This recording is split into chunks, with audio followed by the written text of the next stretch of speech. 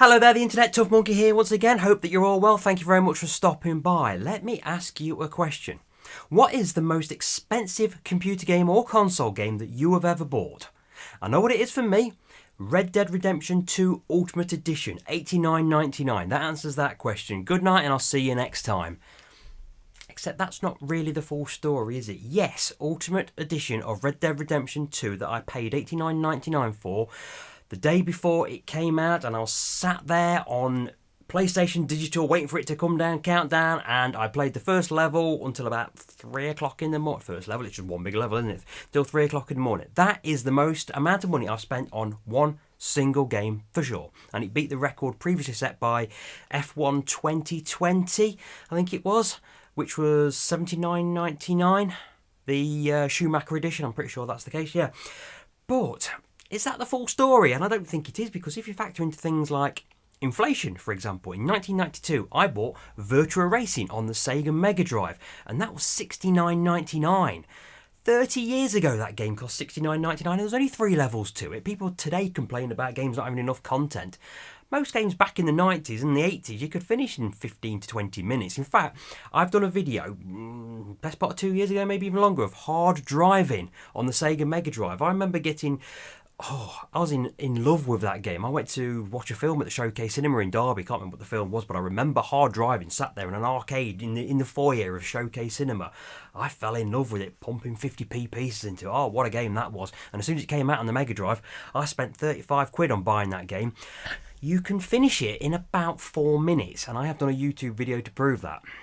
Don't tell me the games of today don't give you enough value. That game had no replay value whatsoever. That was, yeah, I still loved it, but no replay value whatsoever. But go back to other games of that era. Street Fighter 2 Special Championship Edition on the Sega Mega Drive. That came out at $59.99. I remember buying that game, or my mum bought it for me actually.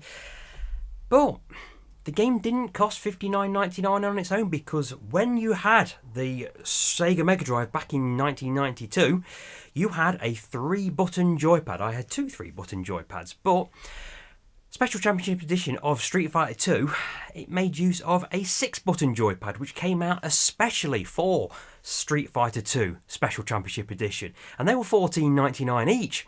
And if you wanted to do a beat 'em up against your mate, you had to buy 2 of them.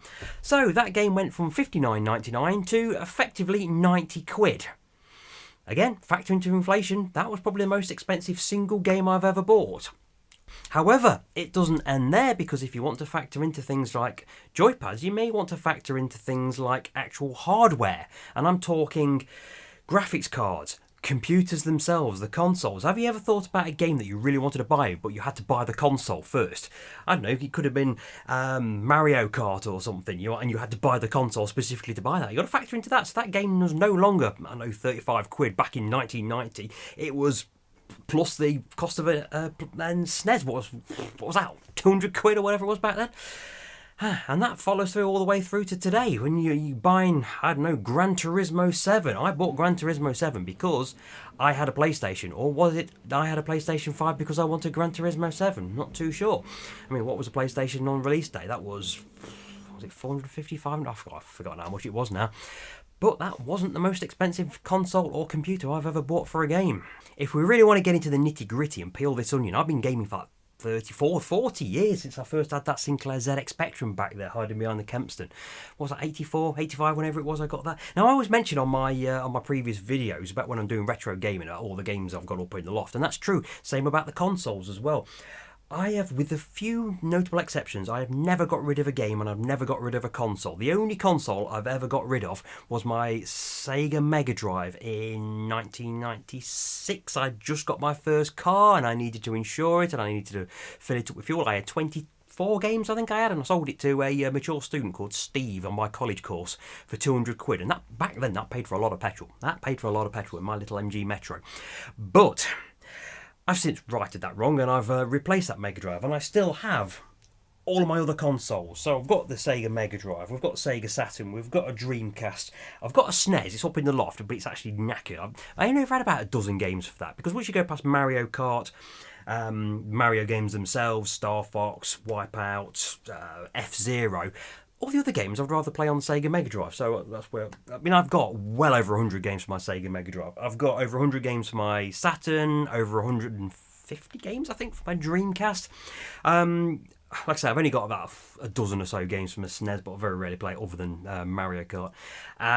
We've got, sat down here, we've got the N64 is still in here, the GameCube is still in here, the Wii is sat downstairs. I don't know why, but I've got a controller for it. But we still actually use the Wii on the main TV downstairs. Actually, me and the wife keep playing Wii Sports, competitive bowling and stuff like that.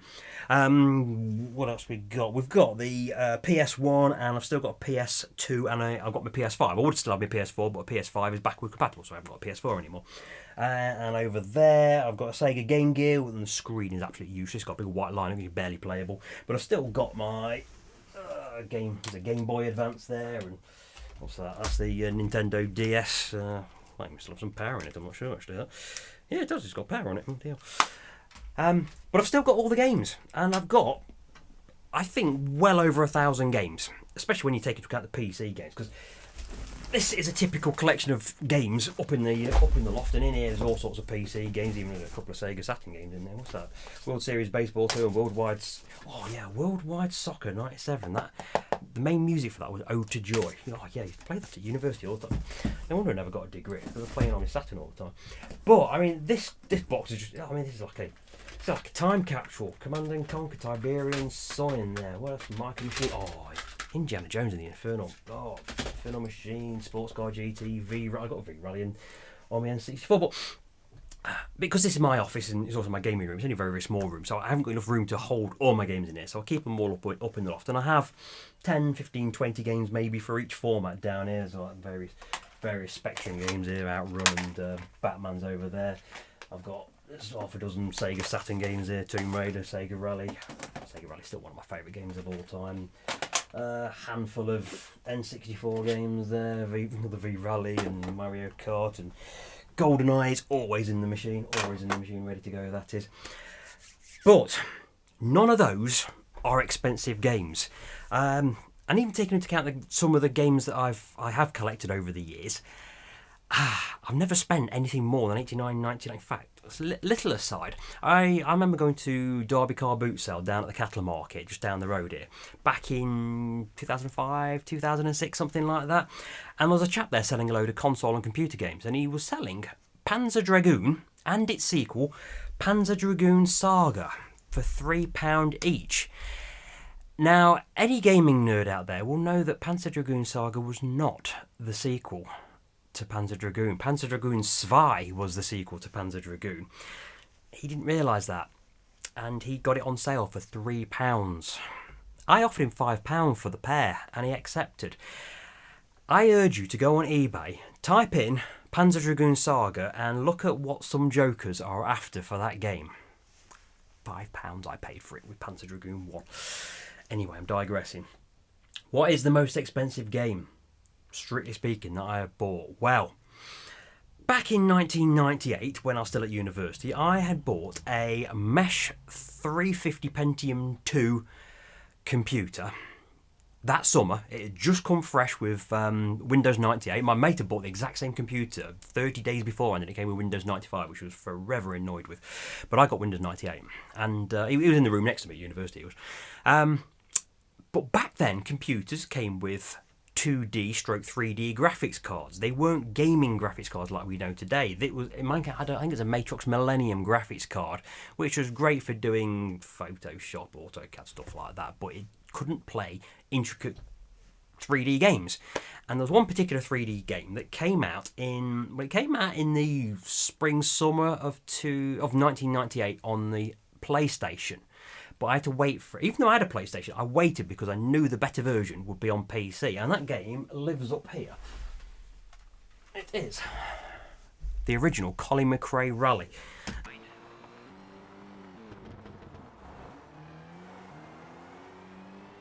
And the game's not in there, actually. It's in one of these sleeves in here. It's in somewhere in here.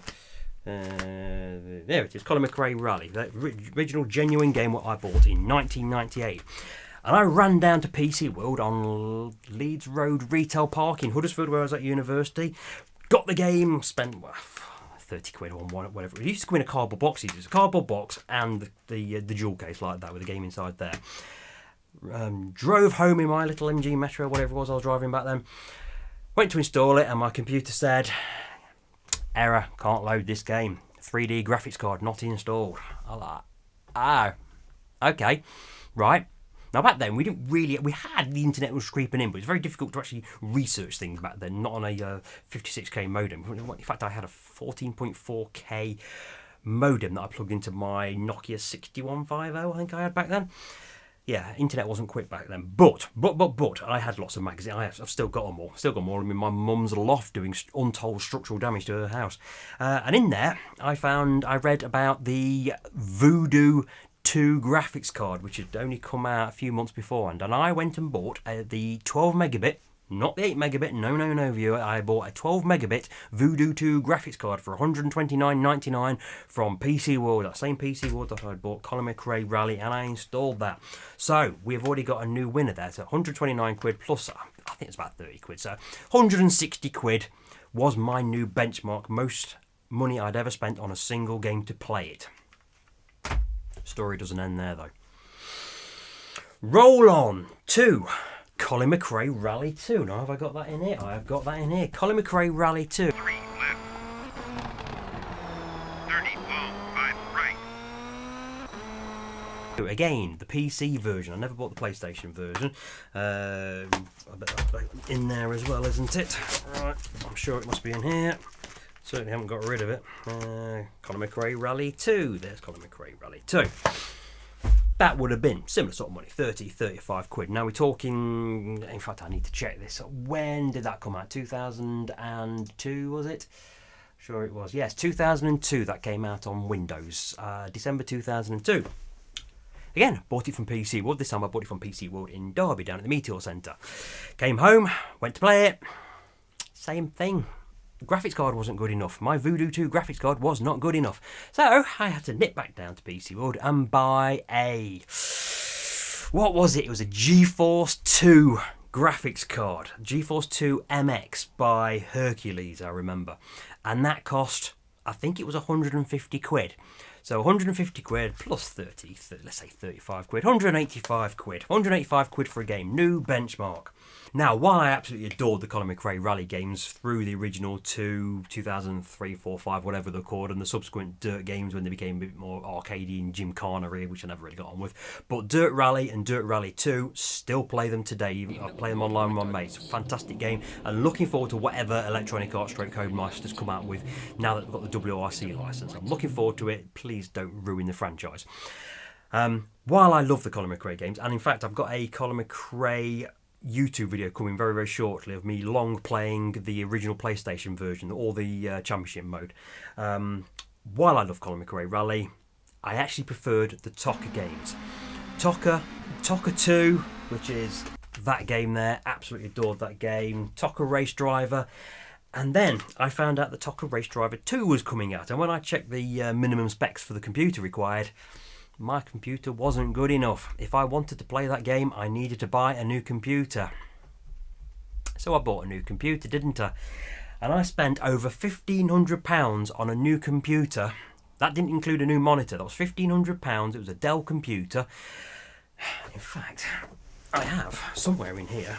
I don't throw away anything. I'm a proper hoarder, and in here will be my original invoice. In fact, there it is. I spent £1,525 on a brand new computer. It was a Dell.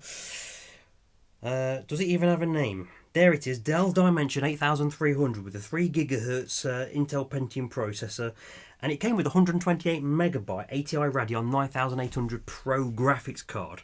And for most people that would have been perfectly fine, but having spent £1,525 on a new computer, which didn't come with a monitor, I then went out to Scan Computers and spent £406.51 on a 768 megabit 8800 GTX graphics card. So I'm going to need my calculator for this.